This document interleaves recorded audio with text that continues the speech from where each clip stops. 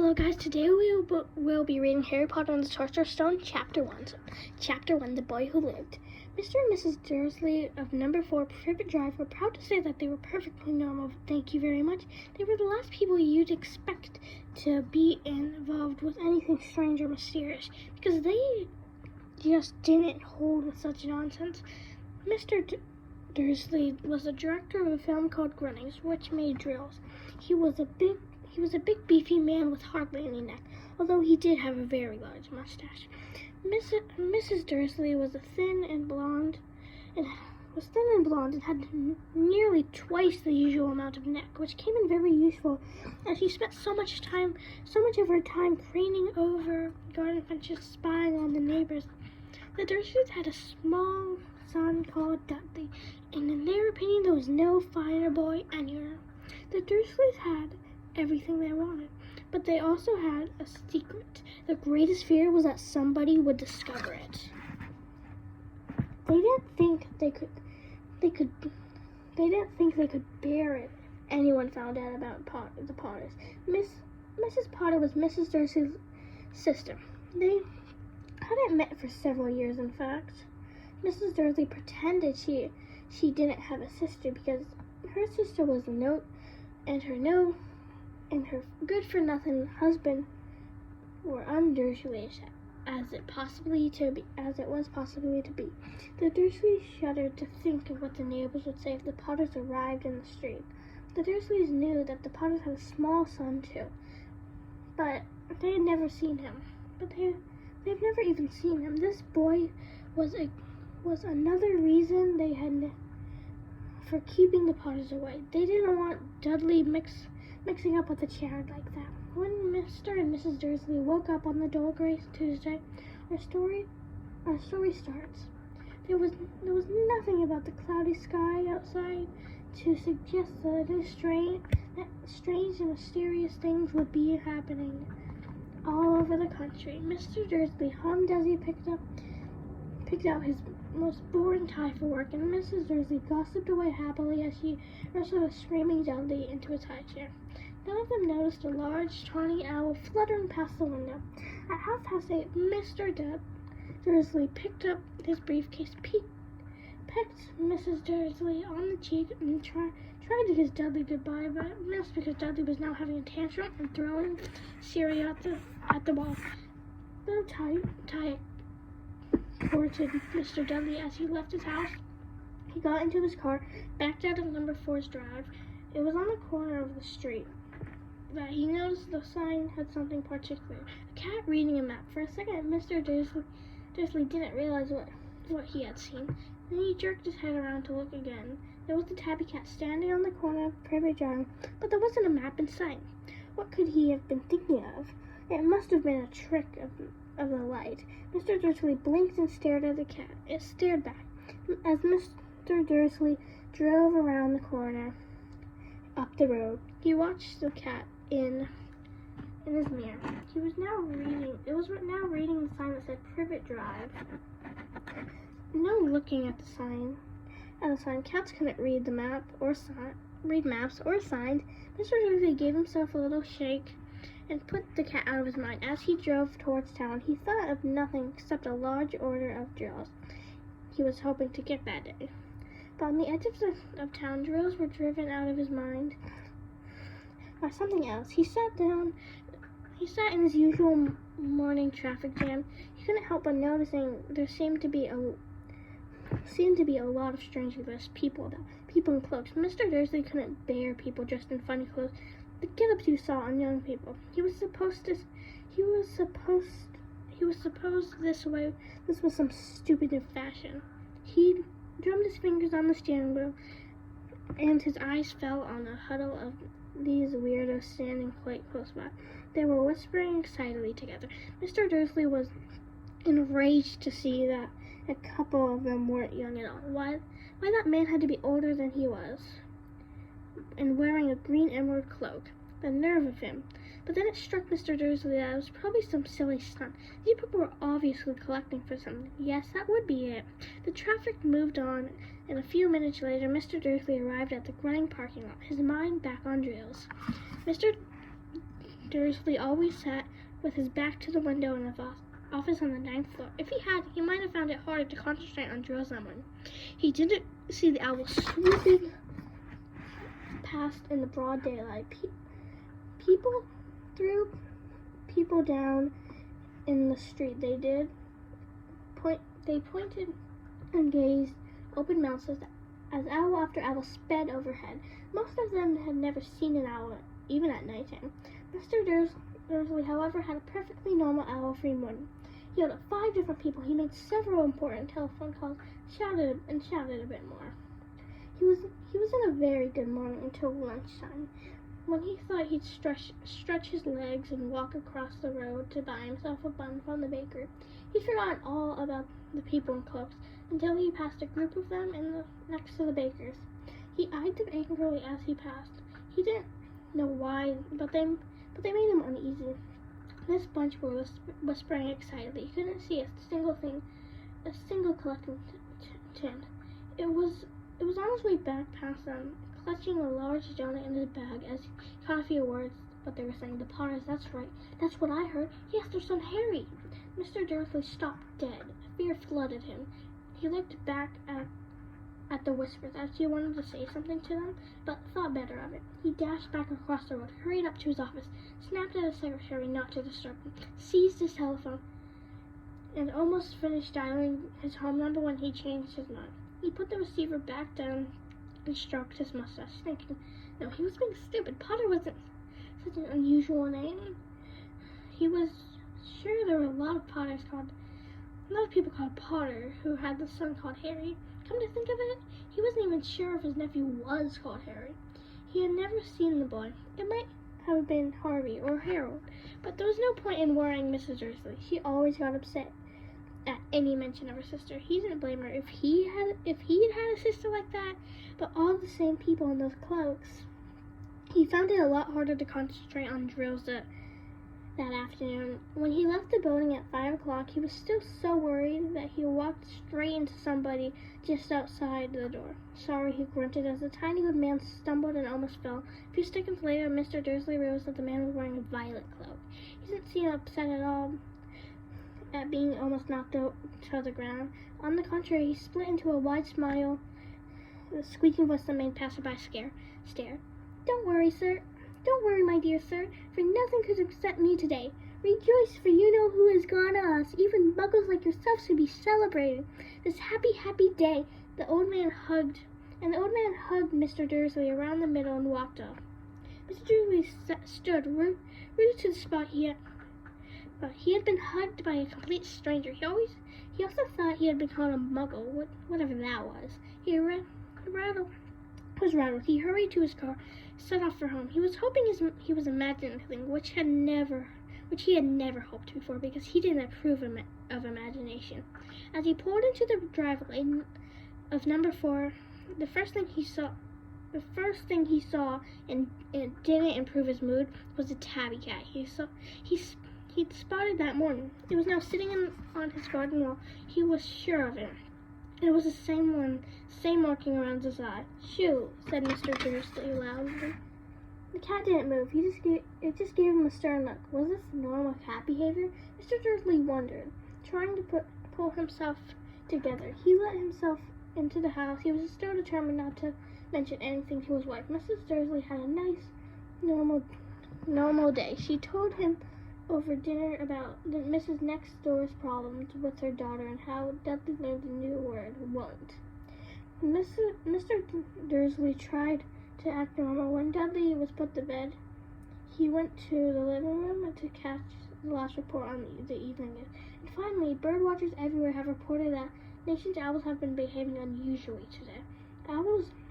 Although owls normally hunt at night and are hardly seen in the daylight, there have been hundreds of sightings of these birds flying in every direction since sunrise. Experts are unable to explain why the owls have suddenly changed their sleeping pattern. The newscaster allowed himself a grin, most mysterious. And now over to Jim McGuffin with the weather. Going to be any more showers of hours tonight, Jim? "Well," said the weatherman, "I don't know about that, but It's not only the owls have been acting oddly today. Viewers as far apart as Kent, Yorkshire, and Dundee have been phoning in to tell me that instead of the rain I promised yesterday, they've been having a downpour of shooting stars. Perhaps people have been celebrating bonfire night early. It's not until next week, folks, but I can promise a wet night today. Mr. Dursley sat frozen in his armchair. Shooting stars all over Britain, owls flying in the daylight, mysterious people in cloaks all over the place, and a whisper about the Potters. Mrs. Dursley came into the living room carrying 2 cups of tea. It was no good. He would have to say something to her. He cleared his throat nervously. Petunia, dear, you haven't heard from your sister lately, have you? As he expected, Mrs. Dursley looked shocked and angry. After all, they normally pretend she didn't have a sister. No, she said sharply. Why? Why? Funny stuff on the news, Mr. Dursley mumbled. Owls shooting stars. There are a lot of funny-looking people in town today. So, snapped Mrs. Dursley. Well, I just thought maybe it was something to do with, well, her crowd. Mrs. Dursley sipped her tea through her pursed lips. Mr. Dursley wondered whether he dared to tell her he heard the name Potter. He decided he didn't dare. Instead, he said, as casually as he could, their son. He's about to be a Dursley's age, about Dudley's age, wouldn't he? I suppose so, said Mrs. Dursley stiffly. What's his name again? Howard, isn't it? Harry, nastily common name, if you ask me. Oh, yes, said Mr. Dursley, his heart sinking horribly. Yes, I quite agree. He didn't say another word on the subject as he went upstairs to bed. While Mrs. Dursley was in the bedroom, Mr. Dursley crept to the bedroom window, peered out through the front garden. The cat was still there. It was staring down at Privet Drive as though it were waiting there for something. Was he imagining things? Could this have anything to do with the Potters? If it did, he got out that they were related to a pair of, well, he didn't think he could bear it. The Dursleys got to bed. Mrs. Dursley fell asleep quickly, but Mr. Dursley lay awake, turning it all over his mind. His last comforting thought before he fell asleep was that even if the Potters were involved, there was no reason for them to come near him and Mrs. Dursley. The Potters knew very well that he and Petunia thought about them as their kind. He couldn't see how he and Petunia could get mixed up in anything like that might be going on. He yawned and turned over. He didn't affect them. Oh, how very wrong he was. Mr. Dursley might have been drifting into an uneasy sleep, but the cat on the wall outside was showing no signs of sleepiness. It was sitting as still as a statue, its eyes fixed unblinkingly on the far corner of Privet Drive. It didn't think so much as a quiver when the car door slammed on the next street, nor when 2 owls swooped overhead. In fact, it was nearly midnight before the cat moved at all. A man appeared on the corner. The cat had been watching, appeared so suddenly and silently. You had thought he just popped out of the ground. The cat's tail twitched and his eyes narrowed. Nothing like this man had ever been seen on Privet Drive. He was tall, thin, very old, judging by the silver of his hair and beard, which were both long enough to tuck into his belt. He was wearing long robes, a purple cloak that swept on the ground, and high-heeled, buckled boots. His blue eyes were light, bright, and sparkling behind half-moon spectacles, and his nose was very long and crooked, as though it had been broken at least twice. This man's name was Albus Dumbledore. Albus Dumbledore didn't seem to realize that he had just arrived in the street where everything from his name to his boots was unwelcome. He was busy rummaging in his cloak looking for something. He didn't seem to realize he was being watched, because he looked up suddenly at the cat, just still staring at him from the other end of the street. For some reason, The sight of the cat seemed to amuse him. He chuckled and muttered, "I should have known." He found what he was looking for inside his pocket. It seemed to be a silver cigar lighter. He flicked it open, held it up in the air, and clicked it. The nearest street lamp went out with a little pop. He clicked it again. The next lamp flickered into darkness. 12 times he clicked it, the putter outer, until only lights left. Until the only lights left were on the whole street were the 2 tiny pink bricks in the distance, which were the eyes of the cat that were watching him.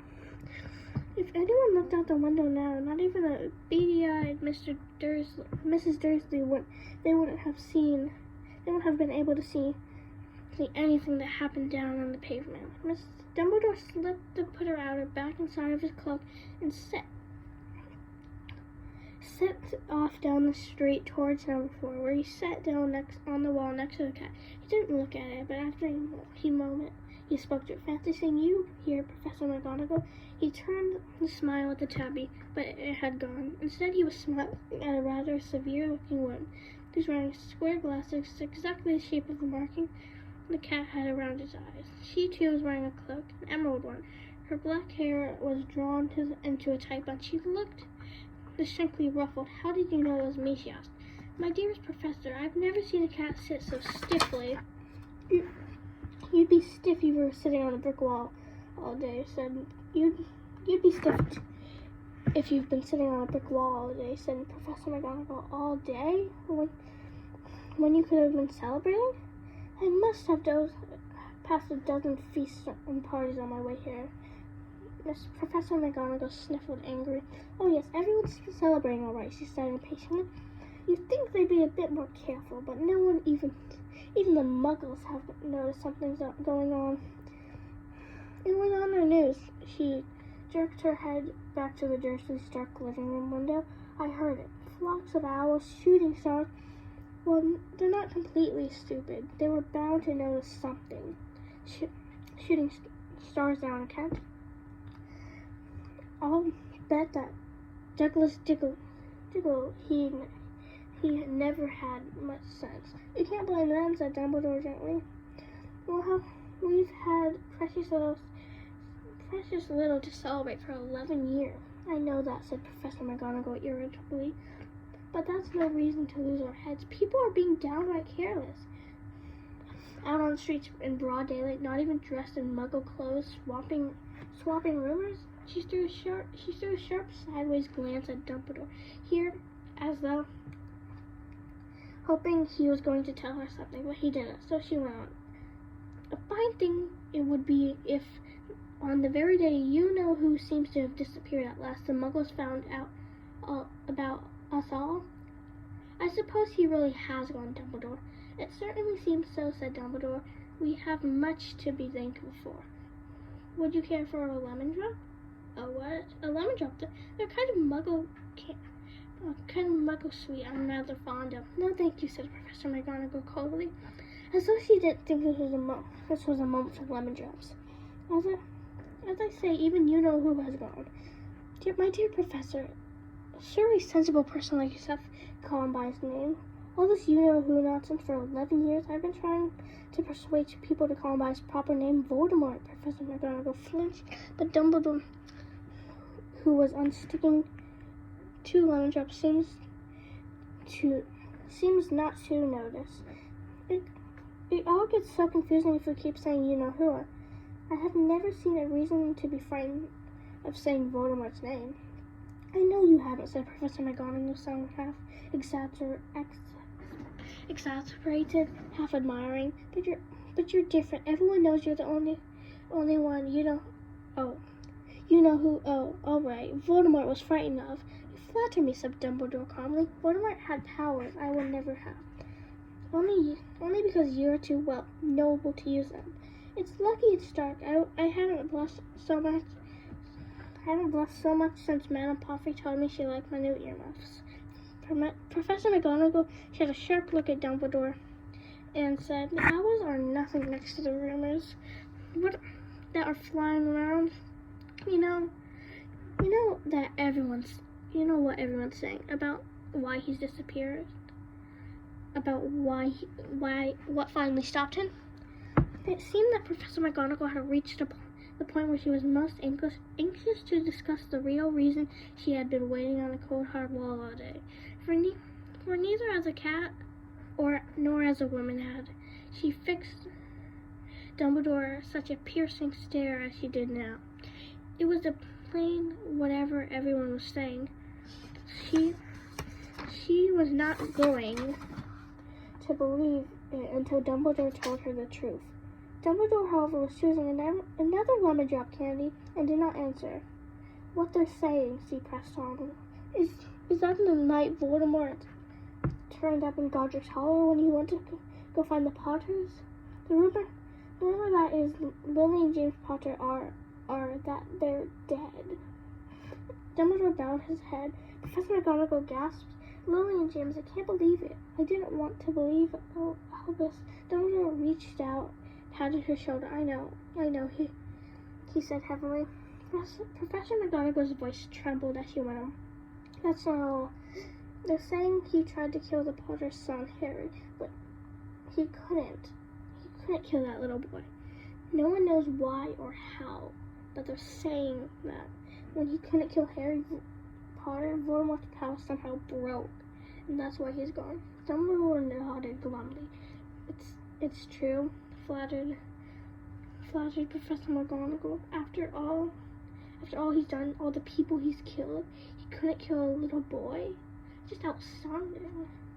It's astounding. Of all the things to stop him, but how in the name of heaven did Harry survive? We can only guess, said Dumbledore.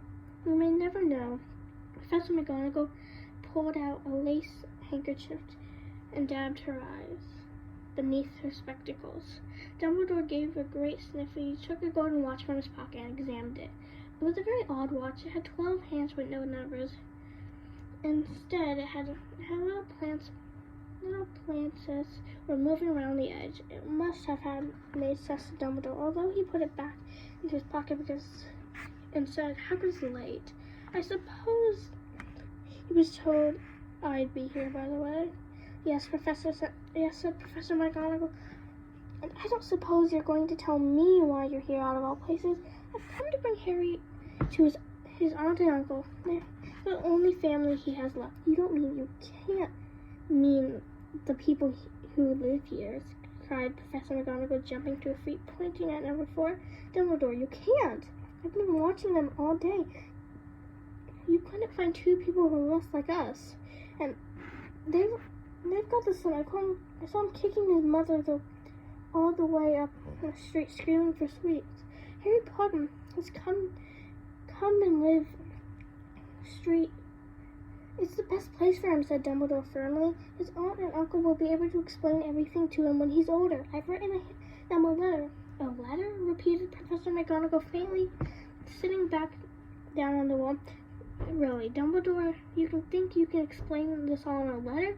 These people will never understand it. He'll be a legend. But I wouldn't be surprised if today was known as Harry Potter Day in the future. There will be books written about Harry. Every child in the world will know his name. Exactly, said Dumbledore, looking very serious over the top of his half-moon glasses. It would be enough to turn up any boy's head. Famous before he can even walk and talk. Famous for something he won't even remember. Can you see how much better off he'll be growing up? Away from all that until he's ready to take it? Professor McGonagall opened her mouth, changed her mind, swallowed, and said, Yes, you're right. Of course, but how's the boy going to get here, Dumbledore? She eyed his cloak until suddenly she thought he might be hiding Harry underneath it. Hagrid's bringing him. You think it's wise to trust Hagrid with someone as important as this? I would trust Hagrid with my life, said Dumbledore. I'm not saying his heart isn't in the right place, said Professor McGonagall gruffly. But you can't pretend he's not careless. He does tend to what was that? A low rumbling sound broke the silence around them. It grew steadily louder as they looked up and down the street for some sign of headlights. It swelled and roared as they both looked up at the sky. A huge motorcycle fell out of the air and landed on the road in front of them. If the motorcycle was huge, it was nothing to the man sitting astride it. He was almost twice as tall as a normal man, at least 5 times that wide. He looked simply too big to be allowed, and so wild. The long tangles of bushy black hair, his beard hid most of his face. He had his hands inside of a trash can lid. His feet in the litter books were like baby dolphins. In his vast, muscular arms, he was holding a bundle of blankets. Hagrid, said Dumbledore, sounding relieved. At last. And where did you get that motorcycle? Borrowed it, Professor Dumbledore, sir, said the giant, climbing carefully off the motorcycle. He said, young Sirius Black lent it to me. I've got him, sir. No problems, were there? No, sir. The house was almost destroyed, but I got him out right before the muggles started swarming around. He fell asleep as we were flying over a brainstorm. Dumbledore and Professor McGonagall bent forward over the bundle of blankets. Inside was just visible was a baby boy fast asleep under the tuft of jet black hair over his forehead. They could see a curiously shaped cut, like a bolt of a lightning. Is that where? Whispered Professor McGonagall. Yes, said Dumbledore. He'll have that scar forever. Couldn't you do something about it, Dumbledore? Even if I could, I wouldn't. Scars come in handy. I have one myself in my left knee. That is the perfect map of London underground. Well, give him here, Hagrid. We better get this over with. Dumbledore took Harry in his arm, turned towards Dursley's house. Could I say goodbye to him, sir? Said Hagrid, as he bent his great shaggy head over Harry and gave him what must have been a very scratchy whisker kiss. But suddenly Hagrid let out a howl like a wanted to shh, hissed Professor McGonagall. You'll wake up the muggles. Sorry, sobbed Hagrid, taking out the large spotted handkerchief, burying his face in it. But I can't stand it. Leah and James dead, and poor little Harry off to live with muggles? Yes, it's all very sad. But get a grip on yourself, Hagrid, or we'll be found, Professor McGonagall whispered, patting Hagrid gingerly on the arm. Dumbledore stepped over the low garden wall, walked to the front door. He laid Harry gently on the doorstep, took a letter out of his cloak, tucked it inside of Harry's blankets, and then came back to the other two. For a full minute, the three of them stood looking at the little bundles. Hagrid's shoulders shook. Professor McGonagall blinked furiously, and the twinkling light that shone from Dumbledore's eyes seemed to have gone out. Well, said Dumbledore finally, that's that. We have no business staying here. We may as well go and join the celebrations. Yeah, said Hagrid in a very muffled voice. I'd best get this bike away. Night, Professor McGonagall. Professor Dumbledore said, wiping his streaming eyes on his jacket sleeve. Hagrid swung himself onto the motorcycle, kicked the uninjured into life. With a roar, it rose into the air and off into the night. I shall see you soon, I expect, Professor McGonagall, said Dumbledore, nodding to her. Professor McGonagall blew her nose in reply. Dumbledore turned to walk back down the street on the corner. He stopped, took out the silver Potter outer. He clicked it once, and the 12 balls of light sped back to their street lamps. So that privet drive glowed sudden orange, and he could make out a tabby cat slinking down on the corner of the other end of the street. He could see the bundle of blankets on the step of the number 4. Good luck, Harry, he murmured. He turned on his heel and with a swish of the cloak, he was gone. A breeze ruffled the neat hedges of Privet Drive, which lay silent, and the tidy under the inky sky was the very last place you would expect astonishing things to happen. Harry Potter rolled over inside of his blanket without waking up. One small hand closed on the letter beside him. When he slept, not knowing he was special, not knowing he was famous, not knowing he would be woken in a few hours. By the time Mrs. Dursley screamed as she opened the front door to pull out milk bottles, nor that he would spend the next few weeks being prodded and pinched by his cousin Dudley, he couldn't know that at this very moment, people meeting in secret all over the country were holding their glasses and saying in hushed voices to the Harry Potter, the boy who lived. End of chapter 1.